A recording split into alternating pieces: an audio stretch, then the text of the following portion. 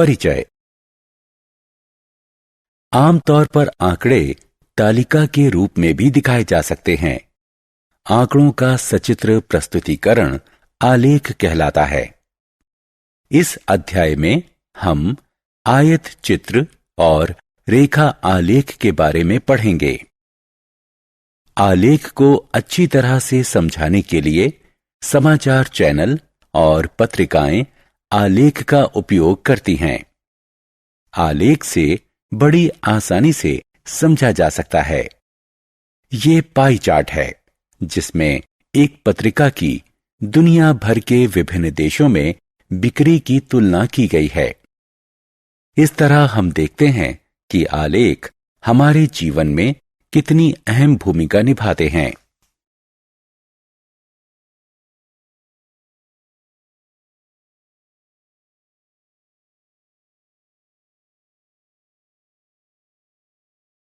उद्देश्य।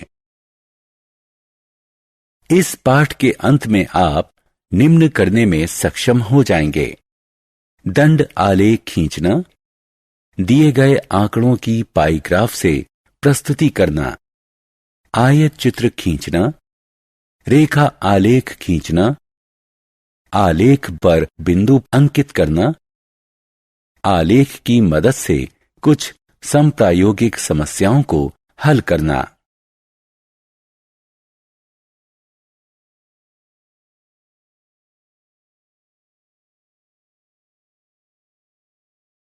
आलेख प्रस्तुति। दंड आलेख। यहां सांख्यिकी आंकड़ों को सचित्र, समान चौड़ाई वाले कई ऊर्ध्वाधर या क्षैतिज आयताकार स्तंभ जो एक दूसरे से समान अंतर पर हैं के द्वारा दिखाया गया है। स्तंभ आलेख में तिमाही, छमाही और सालाना परीक्षाओं में दिव्या की उपलब्धि दिखाई गई है। इससे हमें साल भर की उपलब्धि की तुलना करने में मदद मिलती है। उपरोक्त आलेख से हमें मालूम हुआ कि दिव्या के कुल प्राप्तांक में बढ़ोतरी हो रही है, जिससे पढ़ाई में उसकी प्रगति पता चलती है। दंड आलेख दोहरे भी हो सकते हैं। इस आलेख से हमें 4 तरह के पटाखों की 2 दिन में हुई बिक्री का तुलनात्मक विवरण मिलता है। उपरोक्त आलेखों में पहला आलेख एक छात्रा की 3 परीक्षाओं की तुलना दिखाता है। दूसरा आलेख 2 दिन में हुई 4 तरह के पटाखों की बिक्री दिखाता है।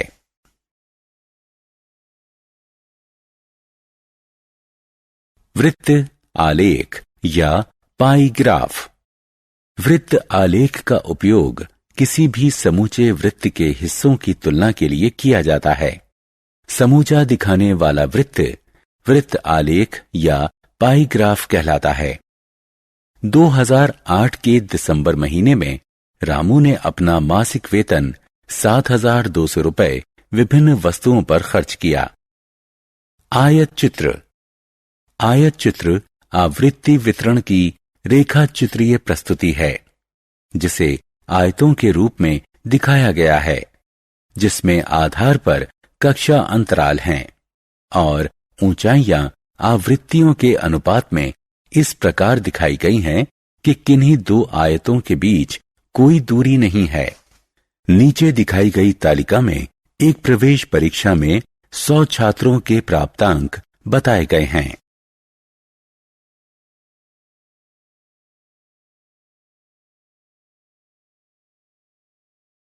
रेखा आलेख। रेखा आलेख से वे आंकड़े दिखाए जाते हैं जो समय की अवधि के साथ निरंतर बदलते रहते हैं। उपरोक्त तालिका में चेन्नई शहर का तापमान दिखाया गया है, जो दिन में हर 4 घंटे में लिया जाता है। इसे हम समय तापमान का आलेख कहते हैं। क्षैतिज अक्ष रेखा एक्स अक्ष तापमान लिए जाने का समय दिखाती है। ऊर्ध्वाधर रेखा यानी वाई अक्ष तापमान दिखाती है। प्रत्येक 4 घंटे का तापमान दर्ज करके बिंदुओं के रूप में आलेख में दिखाया जाता है। इन बिंदुओं को रेखा खंडों से जोड़ा जाता है। जिससे बनता है रेखा आलेख। आलेख से हम देख सकते हैं कि सुबह 10 बजे से दोपहर बाद 2 बजे तक तापमान में 2 डिग्री सेल्सियस की बढ़ोतरी हुई।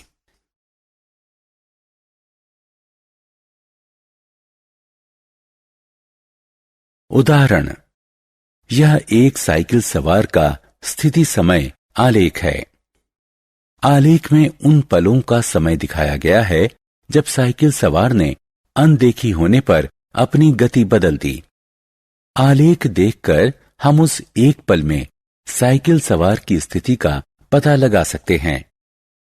किस समय वो किस जगह पर किस गति से जा रहा था, उसने कितनी दूरी तय की, यहां तक कि वो किस दिशा में गया। इस तरह खंड ए बी से हमें पता चलता है कि साइकिल सवार ने 5 मीटर प्रति सेकंड की गति से 20 सेकंड में 100 मीटर की दूरी तय की। खंड बीसी से पता चलता है कि साइकिल सवार 100 मीटर का फासला तय करने के बाद रुका। खंड सीडी में हम देखते हैं कि साइकिल सवार और तेज गति से आगे बढ़ा और 20 सेकंड में उसने 200 मीटर की दूरी तय कर ली। इसका अर्थ यह हुआ कि वो 10 मीटर प्रति सेकंड की रफ्तार से जा रहा था। खंड डी ई में हम पाते हैं कि साइकिल सवार 20 सेकंड के लिए रुका और खंड ई एफ से पता चलता है कि साइकिल सवार मुड़ा और 20 सेकंड बाद उसी जगह पहुंच गया जहां से उसने यात्रा शुरू की थी। वो 15 मीटर प्रति सेकंड की निरंतर गति से साइकिल चला रहा था।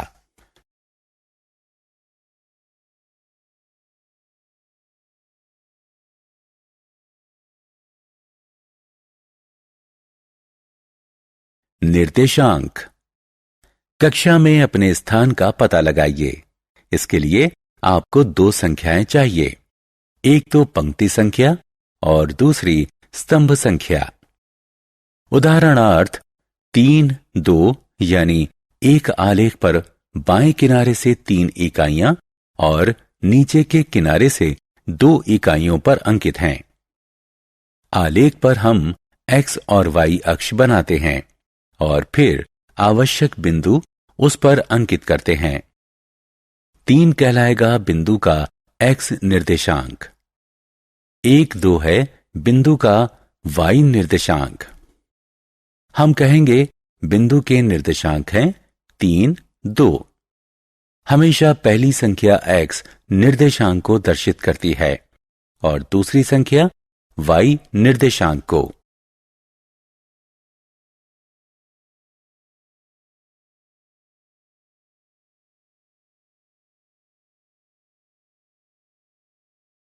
उदाहरण, आलेख शीट पर बिंदु 4, 5 अंकित करें। क्या ये 5, 4 के समान ही है? हल, एक्स वाई अक्ष का पता लगाएं। O 0, 0 से शुरू करें। पहले 4 इकाइयां दाएं ओर चलें, फिर 5 इकाइयां ऊपर की ओर। हम बिंदु 4, 5 पर पहुंच गए। आलेख पर बिंदु 4, 5 और 5, 4 भिन्न बिंदु हैं। रेखा आलेख। एक आलेख में जो कि अंकित बिंदुओं को एक रेखा में मिलाते हुए तैयार किया जाता है, रैखिक आलेख कहलाता है। अनुप्रायोगिक समस्याएं। दैनिक जीवन में हम सुनते रहते हैं कि विश्व में ईंधन की कीमतें बढ़ने से पेट्रोल की कीमत बढ़ जाती है। अगर पेट्रोल का उपयोग कम किया जाए तो बिल की राशि भी कम रहेगी। इसका अर्थ हुआ कि एक मात्रा का दूसरी मात्रा पर असर पड़ता है। पेट्रोल का बिल पेट्रोल की मात्रा पर निर्भर है। हम कहेंगे कि पेट्रोल की मात्रा स्वतंत्र चर है और पेट्रोल बिल की राशि उसका आश्रित चर है। ऐसी राशियों के संबंध को हम आलेख द्वारा भी प्रदर्शित कर सकते हैं। उदाहरण, मात्रा तथा मूल्य। नीचे दी गई तालिका चावल और उसके मूल्य की मात्रा बताती है। ये आंकड़े दिखाने के लिए आलेख तैयार करें। चावल की किलोग्राम संख्या को x अक्ष यानी क्षैतिज अक्ष पर एक इकाई बराबर 5 किलोग्राम से चिन्हित कीजिए। चावल के मूल्य को वाई अक्ष यानी ऊर्ध्वाधर अक्ष पर एक इकाई बराबर 100 रुपए से चिन्हित कीजिए। बिंदुओं को अंकित करें। 10, 300, 15, 450, 20, 600 और 25, 750। बिंदुओं को जोड़ें। आलेख मूल के बीच से गुजरेगा। मान लीजिए हम 17 किलोग्राम चावल का मूल्य जानना चाहते हैं, तो क्षैतिज अक्ष पर 17 ढूंढें। फिर 17 से गुजरते ऊर्ध्वाधर अक्ष का अनुसरण करें जब तक कि वो आलेख P पर ना मिल जाए। P से एक क्षैतिज रेखा लें और 475 पर ऊर्ध्वाधर अक्ष से जोड़ दें। ये मिलन बिंदु 17,475 आपका उत्तर है। ये एक ऐसी परिस्थिति का आलेख है जिसमें दो राशियां समानुपात में हैं। ये आलेख हमेशा रैखिक ही होगा। उदाहरण, मूल और साधारण ब्याज। एक बैंक वरिष्ठ नागरिकों को उनकी जमा राशि पर 11% साधारण ब्याज देता है। जमा राशि और उस पर अर्जित ब्याज के बीच संबंध दिखाने वाला आलेख बनाएं। 500 रुपए के निवेश पर मिलने वाला वार्षिक ब्याज। 88 रुपए वार्षिक साधारण ब्याज अर्जित करने के लिए आपको कितना निवेश करना होगा? हल। क्षैतिज अक्ष पर रुपए का निवेश x में अंकित करें। यहां एक इकाई बराबर 100 रुपए है।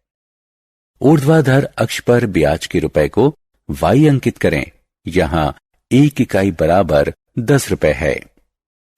बिंदु 555, 666, 777, 888, 999, 1110 अंकित करें। अब इन बिंदुओं को जोड़ दें। 500 रुपए x अक्ष पर हमें मिलेगा 55 रुपए ब्याज y अक्ष पर। y अक्ष पर 88 रुपए होने पर जमा राशि होगी 800 रुपए x अक्ष पर। उदाहरण, समय और दूरी। अक्षय किसी कार को लगातार 40 किलोमीटर प्रति घंटा की रफ्तार से चला सकता है। इस स्थिति के लिए समय दूरी आलेख बनाएं। इससे पता लगाएं 160 किलोमीटर की दूरी तय करने में अक्षय ने कितना समय लिया। 2.5 घंटे में अक्षय ने कितनी दूरी तय की। हल। इन राशियों से हमें निम्न तालिका प्राप्त होती है। पैमाना x अक्ष 1 इकाई बराबर 1 घंटा, y अक्ष 1 इकाई बराबर 40 किलोमीटर। क्षैतिज अक्ष समय दर्शाते हैं। ऊर्ध्वाधर अक्ष दूरी दर्शाते हैं। 1 40, 2 80, 3 120, 4 160 तथा 5 200 बिंदुओं को अंकित कीजिए। बिंदुओं को मिलाइए, हमें एक रैखिक आलेख प्राप्त होता है। ऊर्ध्वाधर अक्ष पर 160 किलोमीटर क्षैतिज अक्ष के 4 घंटे के अनुपात में है।